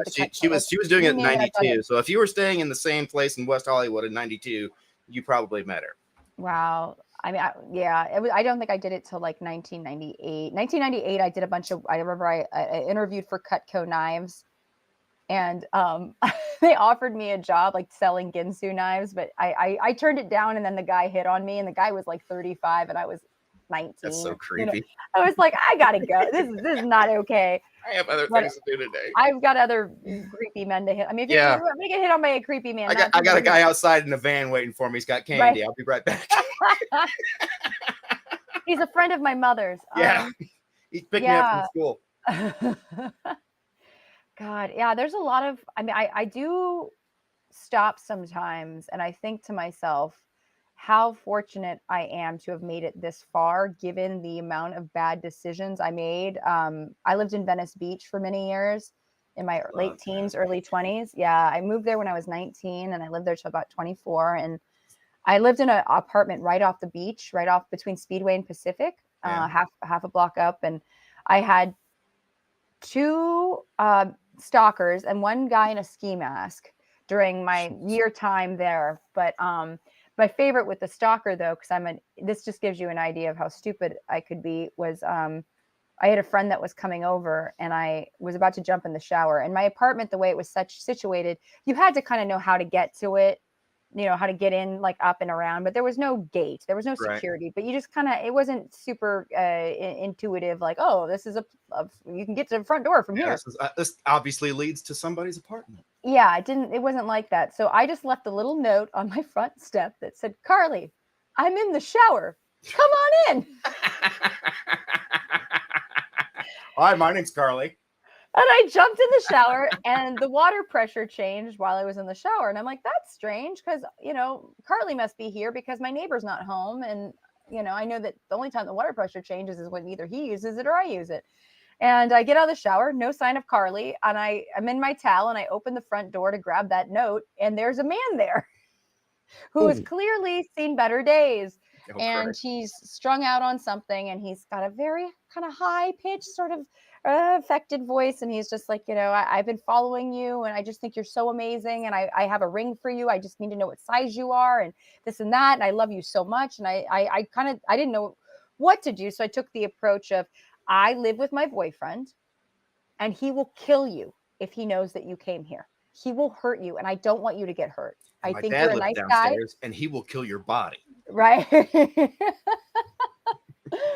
And I only saw him a few times after that, but I told my parents, who were like, didn't like the fact that I lived by myself at 20 or 19 at the time. I turned 20 when I was living there, man. I think back at that, I'm just like, I wanted so badly to be an adult. I wanted to just be on my own. But they put in security after. They put in a gate after that, because they were like, the gate only went to a certain point. There was still an opening where a man in a ski mask came later. Yes, and a man in a ski mask came a few months later. You had a place in Venice that didn't have a security door? Yeah, it was the way it worked was it was a little. The fuck?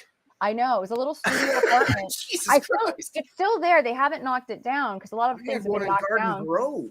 Yeah, and it was it was built in like 1919. It was very, very old. Yeah. Little tiny apartment, split in two. I had one half, my neighbor had the other. It was like a little railroad kind of a style apartment, and a shotgun style, and it was long and small. And I had a little balcony on the back, but the balcony was to the alley, so it was like kind of a weird balcony. And then all you had to do was Chicago balcony.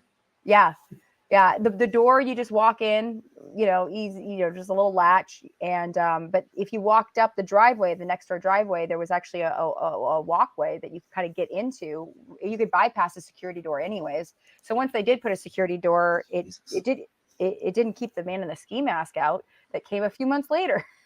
So it was just like, yeah. Anyways, Jesus, we had two deadbolts on a steel screen door at our front door was our first line of defense. Wow. And where was this? You said it was Garden Grove. Yeah, that's no joke. Garden Grove's not exactly. It's shit. Well, it was when I was there. It was. It was bad enough in that neighborhood when I was there that when the light from the police helicopter didn't actually hit the driveway outside of my duplex, I wouldn't bother to shut the front door. Otherwise, I would constantly be closing my front door. Yeah. And then I got to the point where I was so jaded that even when the fucking light hit right outside my door, I still wouldn't bother to get up because fuck it. They're not coming here for me. Right. God. They want in, they can run through. I'm cool with it. The other door's over there. Right. Well, the wild thing about Venice now, and I kind of regret it because I was looking at maybe I could buy something here.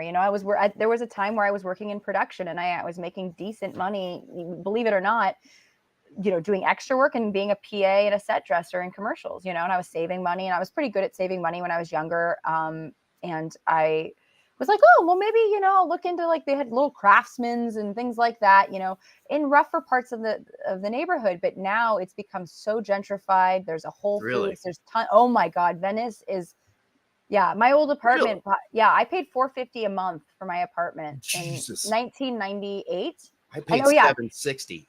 Wow. Yeah. Yeah. It was a studio. In 92. Wow. Yeah, I mean, it was really. I had a gas leak the entire time I lived there. I think I constantly. My heater exploded when I was there. Oh dear. one of those wall unit deals. Yeah. Yeah. It got. I was the only person at the enterprise office that I worked at that had an ice scraper, and we had frost 3 mornings in a row. So I got an extra $15 from the tips from the car washers for those 3 days, because they had to scrape all the cars with my brush, because you couldn't buy one in LA. Who the fuck sells ice scrubbers in LA? Yeah, so, nobody does. Yeah. Oh my God. And they wanted to just use water. I was like, it's 30 degrees outside, and you want to soak a customer's car in water? Yeah. I'm gonna give that a big no, stupid. No. No, that's a bad idea. That is not a good idea. You're gonna freeze them into the car. Yeah. Oh man. Well, if people are from LA, we don't know that kind of stuff. We're kind of it was dummies. Most of the people, it was weird because most of the people in my office were from like Long Beach and shit. Yeah. And we don't know that. We know nothing. When I moved to New York, I learned a lot because I worked with a guy from Wisconsin that didn't know where Indiana was. What? Like, how the fuck do you not know where Indiana is? We're a lake away from each other, dude. You don't even have to come through Illinois to get to Indiana. Right? Just by water. Oh my gosh. I was weirdly obsessed with geography as a child, though. So I feel like I can be a bit of a geography snob. Although I have blind spots where I'm like, I don't know anything about that area. Parents, I have been in 46 of the 48 contiguous states. Wow, that's awesome. And I had a dog that had been in 36. Wow. That's amazing. That was a really well-traveled animal. That is I think I've been to 45. There are so many parts of this country that I want to see before. I really like to go to Germany during Oktoberfest, but there are places I want to spend my money to get to here long before that. And I don't have that many fucking days left. I've survived 3 heart attacks. I don't have get to Germany money right now. Oh. Wow. I'm sorry. God. No, don't smoke. Well, you see, I'm still smoking. It's not like it's not obvious. I have missed the first segue, which was the coupons. So I'm going to use this one, traveling, because you said you started out with selling coupons. Now you've got coupons again, because earlier I retweeted you, and you talked about coupons. You have to tell us about the things that you're also doing. 18 holes at any of the municipal courses. Talk about the thing with the coupons. Yes, I'm going to talk. Thank you, Peter. That was a wonderful segue. I love. But wait, there's more. Hi, my name's Natalia Reagan, primatologist and comedian, and I'm hosting a trip. I'm actually hosting a trip to Madagascar, so I'm very excited. I'm working with a company called Trip that they put together these amazing itineraries, where they, it's a 9-day trip to Madagascar, one of the most, unique countries in the world. Basically broke off from Africa 160 million years ago. So it's got these, insane animals that you don't see anywhere else in the world. They're endemic only to Madagascar. Lots of lemurs. And so I'm leading this trip, and it's May 29th through June 6th. And I have coupons. So I've got $50 and $100 coupons. So if anybody wants to come, like I said, it's 9 days, 4 different cities. Lots of lemur-looking opportunities. We're going to be spending 2 days in Ranamafana National Park, which has over 12 species of lemur. And then we're going to be in Anja Community Reserve, which has a huge ring-tailed lemur population. And lastly, we'll be at Lemurs Park in Tana, the capital of Madagascar. So it's going to be so much fun. I'm really, really, really excited because it's like a bucket list for me. I've always wanted to go, and I've never been to Africa, even though I was supposed to study Grauer's gorillas, but I had to pivot because the area was experiencing a lot of turmoil. So I'm excited to possibly get a chance to go to Madagascar. And if you want to stick around, some folks might go to mainland Africa.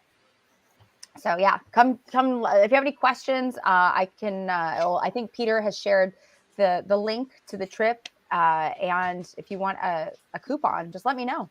I'll hook you up. Who doesn't want coupons? Coupons. And they can follow you on Twitter. So if you have questions, you do respond, because the moment I found you on Twitter, one of the first things was I responded, and you responded back, which is not always the case with people on Twitter, because some people just use their account to post and they'll never look at the notifications you do respond. So if people want to follow you, and if they have questions, that's also a great way to do it. But so the Madagascar trip isn't the first, because you already had another one where you went to the Galapagos. I'm actually going to go to the Galapagos in a month and a half now. So I leave February. I'll probably leave February 25th. I'm going to go a couple of days early, and the trip actually starts on the 28th, and it's going to go to March 5th. So I have 15 people coming with me to the Galapagos to go to 3 different islands, meet all the Galapagos tortoises, marine iguanas, flamingos, sea lions, you know, blue-footed I love boobies. I'm a big booby fan, so got blue-footed boobies. Yeah, I love boobies too. Boobies are great, man. Yeah, they do. They do. All different shapes and sizes of boobies. But yeah, I'm very excited. And the crew that I have going to Madagascar so far is phenomenal. I have 2 Germans. My Germans are going. They're good friends of mine that from my Burning Man camp. Scheisse. I forget they're German too. I don't know why, but I just because they look like so many other Americans. I think they look. I don't know if they look German. I mean, I guess so. I feel like. I mean, I just don't think about it, and you know, Germans just look like family to me. Are you Polish or German? We could be related. No, but they're so much fun, and I got a bee expert who I'm very excited about because I feel like cool. I want to talk to one of those. Right? I mean, that's the thing is I feel like I'm going to be learning a lot from the people that are going, you know. I have a professional photographer that is going as a guest, and then in Galapagos I have a bunch, like 8 people that I personally know. Actually, more than that, 10 people that I personally know signed up because they know and love, you know, like know me or have known me through social media, and I'm just super excited because we've done some Zoom hangouts and we all get along great. So for me. Is Chris Stauffer your photographer? No.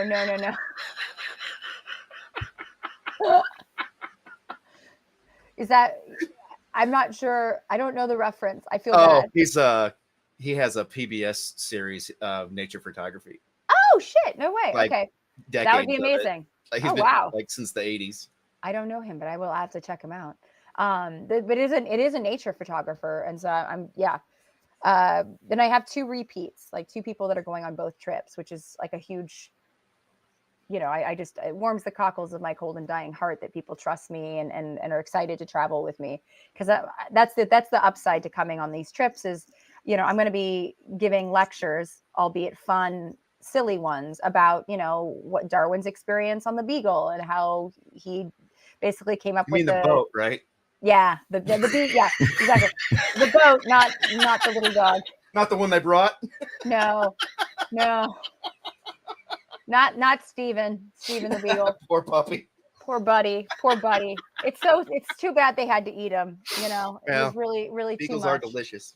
They are very. The ears, if you get them just crispy enough. Oh. Well, keep in mind the tortoises are also delicious. You know the story with Darwin. Boil them in their own bucket. You know the story about Darwin and the tortoises from the Galapagos. I don't know all of them, so if you would like to enlighten me, please feel free. If it's gonna be, they wanted to bring some back to the UK. Oh dear God! Because they hadn't seen them in the UK. But they were so delicious that none of them made it through the trip. They ate them all. And then they went back and got new tortoises. Tried again. And none of those survived. It took a very long time to get an actual tortoise back to the UK because they tasted so good. Well, they kept sending the same people who knew what they fucking tasted like. Yes. Yeah, you need to send through. They're poisonous. Vegetarians. I'm just saying, like this right here. If you never needed a reason to have some vegetarians on your voyage, this is it. You know, sailors.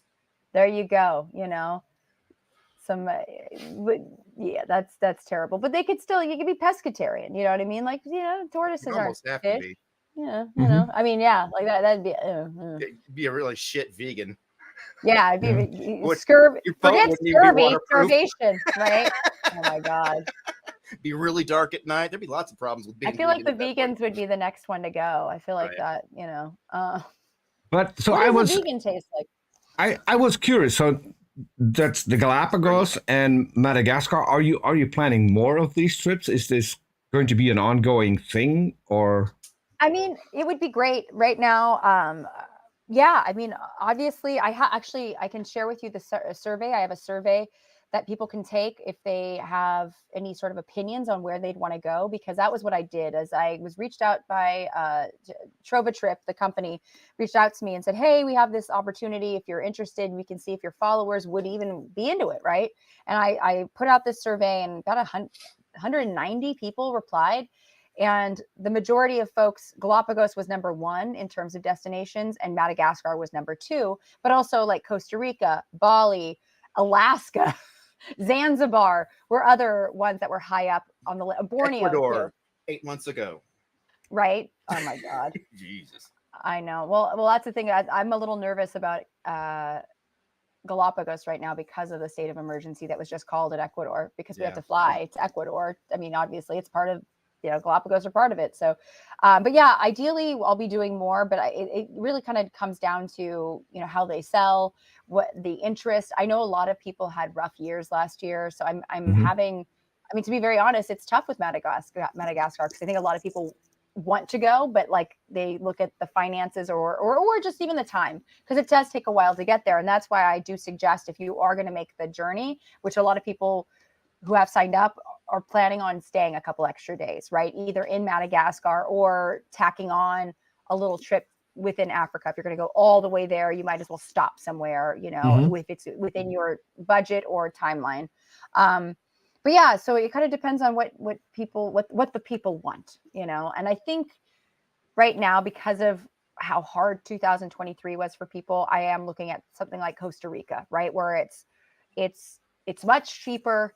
It is closer if you live here in the United States. Food's really fucking good. The food is good. Gallo Pinto all the time, and then you got multiple species of monkey. So I would be in my own element, because I have, like, for instance, I have a friend that's been doing. She did her first Trova trip in December. She went to Egypt. She does a lot of Egyptology. Her name is Annalise Bayer. She's awesome. Follow her on TikTok. She's also on Twitter, on Instagram. She's great. But she also tried to do a Greece trip, but Greece is really expensive right now. And so her Egypt trips do great because she does a lot of Egypt stuff. And so they keep selling out. But Greece, for instance, she had to bail on because they weren't selling. So just trying to figure that out. I mean, to be very honest, it's an interesting time right now for people. And I can, because I have had a really tough time last year as a freelance science communicator. It's been rough. A lot of companies, a lot of organizations have, overpromised and underdelivered. And so I want to be sensitive to what other people are going through and like sort of listen to them. One of the other things I'm toying with too is a friend of mine has had a great success doing wellness retreats.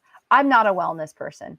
The core of it, I'm a little hippy dippy, I'm a clothing optional type of person. I've been to Burning Man 10 times, but I'm very much a scientist. So I don't see myself hosting wellness retreats per se, but I definitely, cynic. Right. Well, I mean, I feel like I would love on the flip side. They would kick me out for giggling. Yeah. Yeah. Same.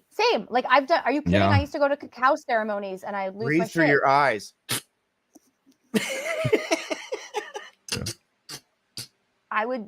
It's not my cup of tea per se, but I'm like, I think there also is a market for like a nature retreat in Joshua Tree. So instead of going to Joshua Tree and doing like, jade eggs in your yoni, it's like we go and we look at, the different herpetology and wildlife, the flora and fauna of Joshua Tree. Go to Yucca Valley on 4th of July weekend. But I'd be curious. So if it wasn't for the people, and if it was purely up to you, what would a trip be that you would want to make with a couple of people, and to where and why? Oh gosh, I know Borneo was one of the options, and I really do love the idea. I've never been to Asia at all. but specifically Southeast Asia, and a place that is one of the only places that has orangutans. The orangutans are only found in Borneo and Sumatra, and this particular trip would allow that. And there's also proboscis monkeys, which, if you're not familiar, proboscis monkeys, yep, they look like the Jimmy Durante or the W.C. Fields or the Adam Driver of primates. That's my more millennial take on it. But they have the big old noses, those big schnozzes. They also have perpetually rigid ramrods. They have always erect penises. Yep. But they are really fascinating. So that would be great. Africa too. I mean, there was another trip. If I could go anywhere, I mean, obviously Uganda, Rwanda, or DRC for mountain gorillas, but I think I wouldn't necessarily want to do that with people, because I would just spend the whole time weeping uncontrollably of tears of joy, which I think would get old for a while after a while. But I definitely crying out loud again. Right. Again. Can we get some more water for her? Right. Because honestly, I mean, when I first launched Madagascar, there was such a high demand for it. So many people requested the link, and then it just didn't sell as quickly as we thought. Because I had envisioned we would go to Madagascar, and then if that sold out quickly, we would immediately tack on like a Kenya trip. And the Kenya, and I've never been, like I said, to Africa at all, but to see the big five, but also to kind of see different, areas of Africa would be, for me, just make my life. I would feel almost, it's kind of like, I hate to compare it to this, but as a woman of reproductive age or waning years of reproductive age, I froze my eggs in 2021 when I was 42. And up until that point, I felt like this anxiety that I just needed to get that done. I just need to ensure that that's taken care of, and I can kind of like move on. I know that doesn't necessarily guarantee I can or will have children. It just means I have a little bit of a safety net, right? And for me, I feel like as I walk through life, and I've never been to Africa or seen mountain gorillas or any gorillas in the wild, I just feel like there's something that's missing, and for me, seeing wildlife like that and sharing it with people.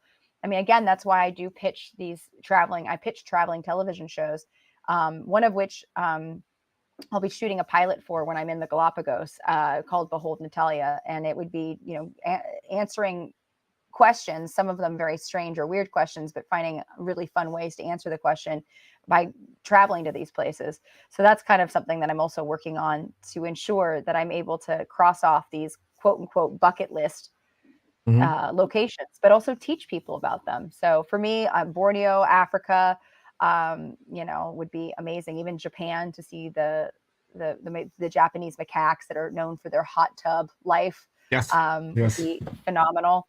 Australia or New Zealand. Australia, you've got like quokka and all sorts of marsupials, and the different deadly animals I think are fascinating. There's so many places I would love to take folks and teach them, because I think for me, like I do bring, I think, education and really fun and interesting, methods of teaching. And I would love to continue doing that. So if anyone has any suggestions or advice or desire, let me know, and we'll make it happen. And the link is down there. More links are down there. People can go look you up. One thing is really annoying me, because YouTube keeps screwing up the link to your YouTube channel for some reason. Oh, I've changed it twice already, and people earlier in chat warned me that it again isn't working. So I have no clue why YouTube. Just search my name. Well, I posted it in the side chat as well. So we're already over time on our usual show, and I do have to run because I have another show right after this one. Good. Again. Another burglar. Which is well, it's as bad. So I get to go from Natalia Reagan to Eric Hovind, which is like running into a brick wall kind of thing when it comes to science. But we're reviewing a video that he did. Oh, cool. So that's going to be a ton of fun. We did first part last week, and then this week is part 2. Okay. And you're going to be on Jackson's channel because I have set it up. I think Jackson had some stuff going on, so he hasn't responded yet. So we'll have to set that up and get you on Jackson's channel as well.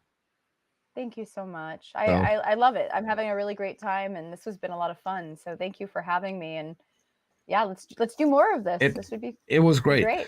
Is there anything that we left out that you think still needs mentioning during this show? Oh gosh, I think you covered everything. Madagascar. I'm doing if anyone's in the Los Angeles area, I'm going to be doing my science comedy special called Survival of the Filthiest on February 16th at the Crow Theater in Santa Monica. I know Santa Monica is a pain in the ass to get to, but there is free and abundant parking. Ooh. I'll say it again: free and abundant parking. Where Los the Angeles. fuck do you have to park? In a lot that's there. But I'm very excited. Yeah, right. So I just committed to it. So the link should be up next week, and it's February 16th at 8 p.m. And hopefully this is a show that think of it as like a fun, sexy. I might have brought this up at the beginning of the show, and I completely forgot. But it's a fun, sexy biological anthropology lecture that has a lot of fun and funny takeaway. Okay, and speaking about fun, you're also going to continue your series on Ross channel. You already did two separate shows. There are a few coming up. I know one of the topics because Arn messaged me earlier for one of the persons that he wants to have on that show. Can you reveal a little bit of the topics that you're going to cover there for people who want to? Right. Well, we wanted to talk about sex and gender are not the same, and neither are binary, which I know breaks a lot of people's brains, and it gets me tons of hate online. Mm-hmm. But we're going to talk about that, and I know that we wanted to have a trans activist and scientist come on too to also talk about their experience and explain their backstory and knowledge of the subject. Because as somebody who I'm cisgendered, so I don't have to deal with this, but I deal with having to teach this, and I think it's an important topic that should be dealt with in a very scientific manner. And a lot of scientists have known this for a long time. This is not anything new, but it scares people, and I think understanding why it scares people is important. Yes, and I'm the same. But we talked about this backstage. It's hard to figure out how someone feels who thinks they're in the wrong body, and how to deal with that. On top of that, getting all of the backlash, because on social media it is brutal what these people have to endure, and so I think the more education we can get on this particular topic, it would just help, because the things that people don't know scare them, and a lot of them become hateful, and it's just sad. I have a couple of friends who are trans, and at times they're really struggling with the amount of hate and the amount of suppression they get thrown their way. So I'm really looking forward to that particular show. I'm pretty sure you're going to do it justice and make a good show of that. But are there any other topics that are going to be coming up? Just asking for a spoiler. I don't even know, actually. I know I sent him a ton of topics because I'm one of those people that I'm like, I can talk about boobs, butts, Bigfoot, bacula, bacula meaning the penis bone, or the os penis. Yeah, and backgammon, right? which is one of the topics they got wrong in the Bible, because obviously when you talk about the side in the Bible, it doesn't mean your side. It doesn't mean a rib. When the Bible talks about your side, they're talking about your genitals. And so God took a bone from Adam. Yes, who's the only primate who doesn't have a baculum. Yep. So that's Eve for you. And spider monkeys. Spider monkeys. They don't have them because they're weird. I love them so much. I don't know I mean, we covered Bigfoot, we covered Idiocracy. There's so much to cover there too. For instance, we covered anti-intellectualism growing here in the U.S. And you know, we didn't even really kind of get into the pseudoscience and like the snake oil peddling that you see going on, and but also like despite it being a 3-hour show, I mean, oh my God, that was it was a marathon. It was a great show. It was a great show, but just it got unhinged. I loved it. Well, also there's so much to cover when you talk about that particular topic. You could do a series on that topic alone, because I was thinking that too. I'm looking up real quick what I told Aaron before, what I told him when I gave him a list of things we could talk about. Oh yeah, I think we also talked about primate and hominin evolution, sex and gender.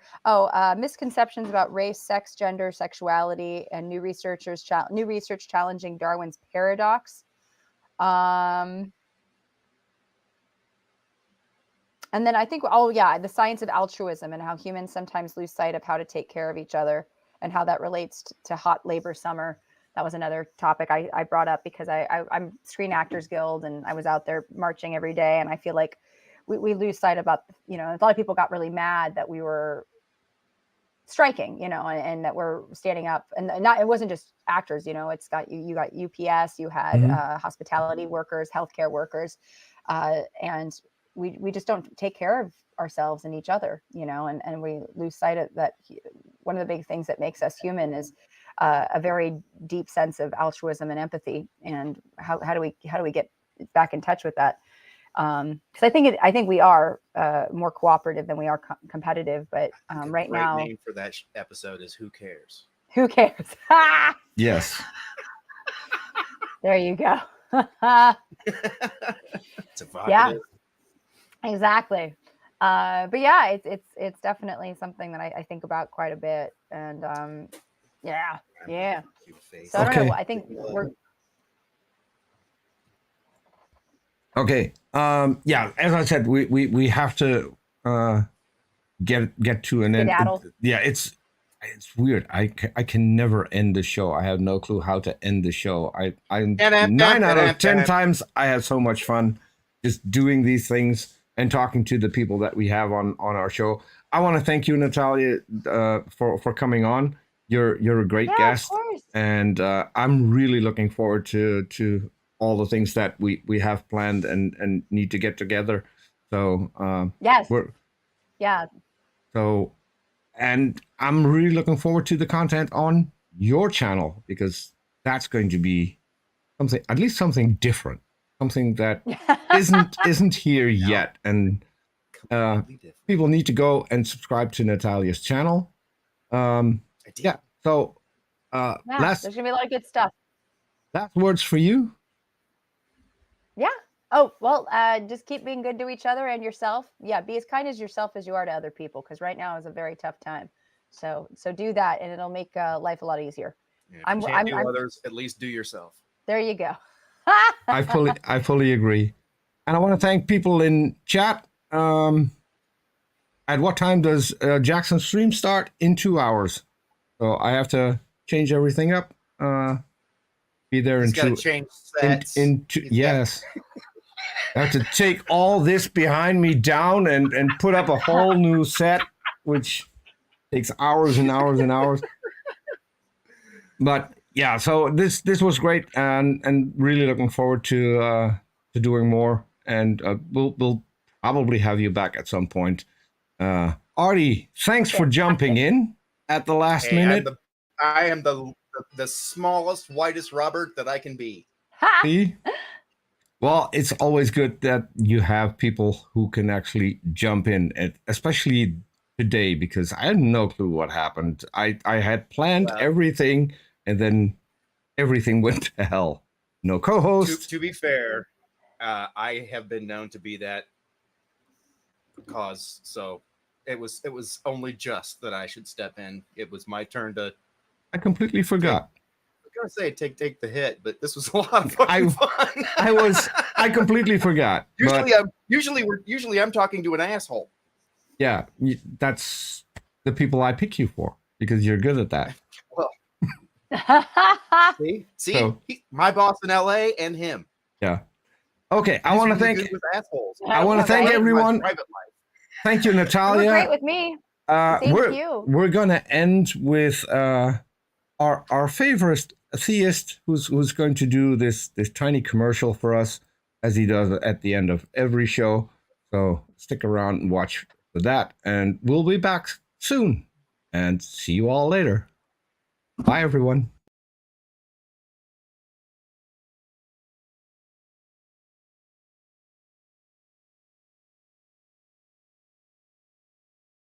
Listen to this. Our visitors watched almost 18 million minutes of our videos on YouTube. I'm telling you, praise God. Can you imagine that? I want to say a big thank you to all of our YouTube subscribers and all of our partners. Now listen, if you have not subscribed to a YouTube channel, do it right now. Do it today. And all you have to do is click the big red subscribe button. Be sure to share our channel with your family and with friends, because it takes all of us working together to spread the word